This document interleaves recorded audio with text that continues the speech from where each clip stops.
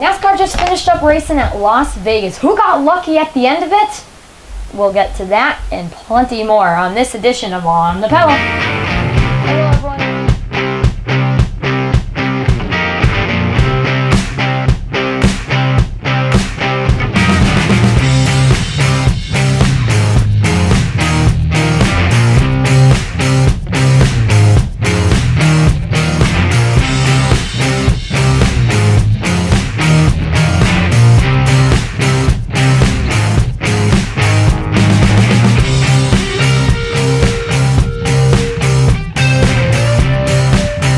Hello, everyone. Welcome into On the Pedal. My name is Cameron Simpson. Beautiful day outside here in New England, and we're going to get into some stuff about what happened on the West Coast in Las Vegas. Ready, set, let's roll. Kurt Busch wins. This is his second win in a row. I don't know how to word this. He won in 2019. He wins in 2020. He's averaging a win a year, which is great for that team. Chip Ganassi's first win of the season. Awesome for Kurt Busch. Maybe got lucky at the end of this match. We're going to talk about that right now. So the racing is going on, and basically Denny Hamlin's dominating this race from start to finish. And then all of a sudden, here comes a debris caution. As the debris caution is coming out, cars have already been cycling into pit road. Was it a debris or a wreck? No, it was a debris.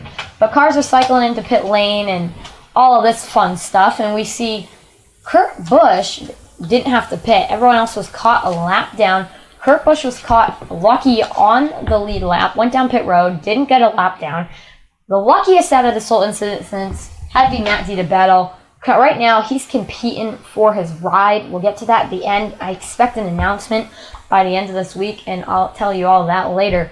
But Matt DiBenedetto continuously follows the path of a great NASCAR driver, and is a great NASCAR driver, and is doing exactly what I expected him to do. Be a great NASCAR driver in this car. Competing for the playoffs for Wood Brothers for him was a big opportunity, and it was pretty big for him and his organization. But anyway, Kurt Busch got lucky, and he was able to stay on the lead and started to get pulling away from Matt DiBenedetto, and Matt DiBenedetto couldn't kind of keep up with him. And then all of a sudden, we think Kurt Busch has it in the bag. A caution comes out with 7 laps to go. It takes NASCAR forever to pick up the debris that was on the racetrack. Oh my goodness. I was sitting there, I was like, well, I'm happy because Hamlin's not going to win again. Harvick's not going to win again. We're going to see like a first-time winner for this season, or a driver that hasn't won in a while. And we're going to see a great finish. 2 laps to go in the race, green flag comes out. Kurt Busch gets a good jump on overtime, but maybe the most impressive thing is what happened towards the back of the field. Denny Hamlin's able to get up to the top 5, from 7th place, so it's not that bad. But what happens on these restarts is people jump. How much 14th to 6th? Holy cow, that helped him in the points, as we're going to take a look at that towards the end of the day. That helped him in the points for this race. But now they're getting to the front of the field, and they are running great. Kyle Busch, 6th place. Denny Hamlin, top 5. Then we see Kurt Busch just soared. He was in the lead, and he soared to victory. Great job for him, because for him being able to go that far into the, do that good and get into victory lane like that, it's just an awesome thing for him and his team and his organization.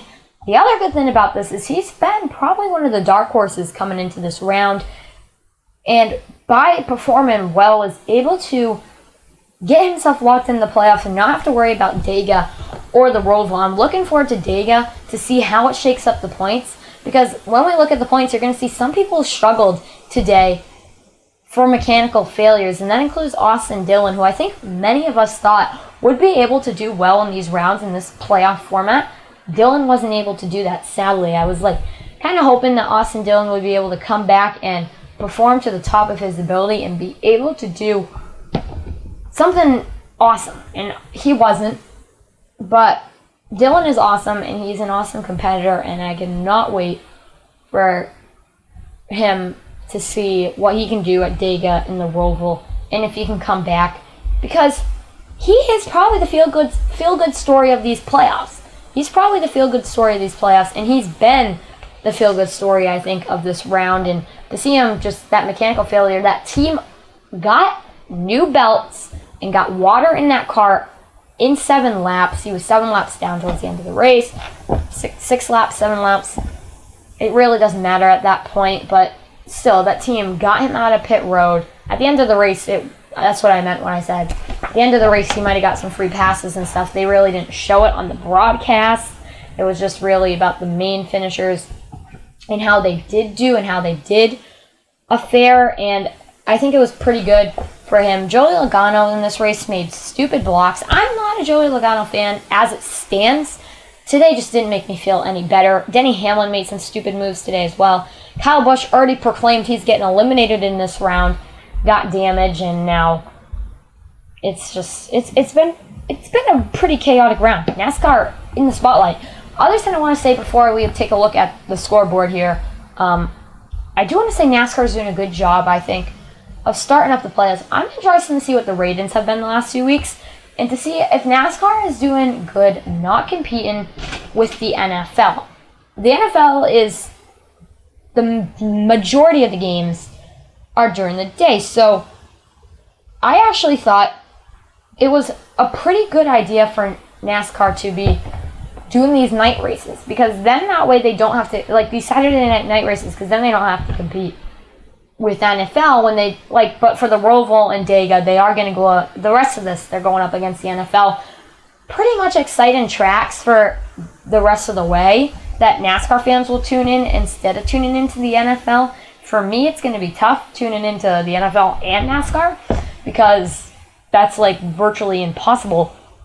But I do still think that it is an awesome thing for them to be getting more viewership, because this race they went up against Sunday Night Football, and Sunday Night Football, by the way, did get 14 million views, so NASCAR was missing out on a lot of that, but I'm sure NASCAR ranked up 5 million to 6 million views, which is good for NASCAR.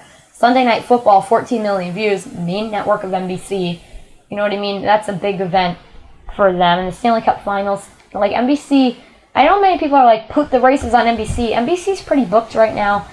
Tonight the Lightning are playing, so maybe it will change very soon. Maybe they won't be as booked anymore, but I don't know. It's still a very good thing for NASCAR, I think, to be competing later and not just going head-to-head with them. They're putting Texas against football. I might even just watch football instead of Texas, because Texas is a sore eye, but it might change. It may change in the round of 8.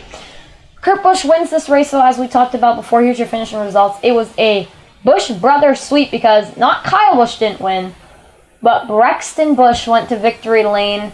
Congratulations to Brexton. I don't think he watches this, but Brexton Busch, congrats, winning his first ever win, ever. Good for Braxton, and good for Kurt Busch. Maybe not the Busch brother I wanted to see in victory lane, but still a Busch brother, and I'm so happy for him. Finishing in second, Matt DiBetto, whose contract is up in the air.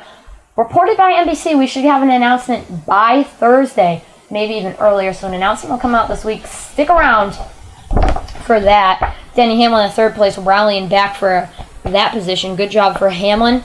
Joe Gibbs Racing finishing 3 and 4 because... no, what happened? Excuse me, guys. 3 and 4 because Martin Truex Jr. finished in 4th. Alex Bowman cashes in a top 5 in 5th place. Thought he could be the favorite to win this race. Just couldn't end up getting there. Kyle Busch in 6th place, came all the way from 14th to 6th. Good job for him. Ryan Blaney, 7th place. As soon as he's eliminated from the playoffs, he just seems to do good. Eric Jones in 8th place. Chris Buescher in 9th. Kevin Harvick in 10th place. That's your top 10. Notable finishers through your top 20. Jimmy Johnson starting to look better in that car. He did get some contact in the wall. It's like Ally. Every time you change the paint scheme doesn't mean you're going to get better, because now already they have a new paint scheme. Clint Boyer in 12th, 13th, Brad Keselowski, 14th, Joey Logano still is in the playoffs right now as it stands. Brian Newman in 15th, Cole Custer in 16th, Eric Almirola in 17th, Matt Kenseth in 18th, Brian Priest in 19th, and John Hunter Nemechek finishes 20th today. Any notable finishers outside of the top 20 would be Chase Elliott, 22nd. I would be on the fence if I'm a Chase Elliott fan right now, because he is right now in the playoffs, but needs to have some momentum going his way. He's historically good at road courses in the Roval, so I'm all right with that. I'm not on the edge of my seat, but I would say just watch out. Just watch out. See if he does good and see if he does bad. Watch him come Dega. Watch him come the Roval, because stuff could change in the next few days. So we'll see what happens. Here's a quick look at the points. As you can see, Kyle Busch 9 points out. Austin Dillon way back there in the point standings. Chase Elliott, though, is there on the bubble now. He has some points to carry him. And Joey Logano had a bad day. So hopefully your driver doesn't wreck at Talladega or the Roval, because that would mean they're out of the playoffs. And for many of these drivers, they can't afford it. Hopefully your driver wins there. If you're a Kurt Busch fan, you're having a good night, because he's locked into the playoffs. Thank you all for watching this video. It's a great time to be a NASCAR fan, because the season's coming to a close. But also, we're going to crown a champion in a few weeks. That's what I meant by the season comes to a close. And silly season is the best it could be this week. I expect more than just one announcement. That's why I'm only recording 2 videos on my scheduled day, because I expect to have to make breaking news videos as the time comes. But anyway, thank you all for watching this video. I hope you have a great day, and I cannot wait to see you on the next one. Peace.